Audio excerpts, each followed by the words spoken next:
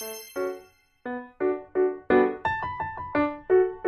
guys ថ្ងៃនេះខ្ញុំនឹងមកភ្លក់ម្ហូប5មុខដែលខ្ញុំអត់ធ្លាប់ញ៉ាំពីមុនមកនៅ Wall Street ទីមួយនោះគឺជាប្រភេទការ៉េម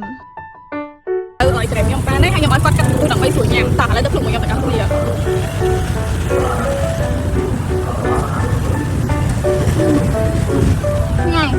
ហើយយកក្រែមល្អមកធ្វើខ្ញុំទៅស្គាល់ថាមិនដឹងខ្ញុំឡាបានអត់ទេអ្នកនរគ្នាបើកាត់បានខ្ញុំ voice over ហើយទៅបើគាត់ម្ដុំធំនឹងតែ$2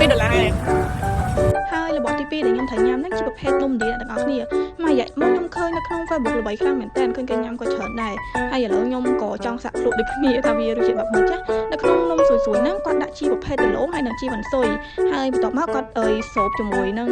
ទឹកជ្រលក់គាត់មានពណ៌បៃតងមួយពណ៌ក្រហមមួយតោះឥឡូវទៅភ្លក់រសជាតិមួយខ្ញុំរសជាតិដែលខ្ញុំភ្លក់ដំបូងហ្នឹងគឺទឹកជ្រលក់ពណ៌ក្រហម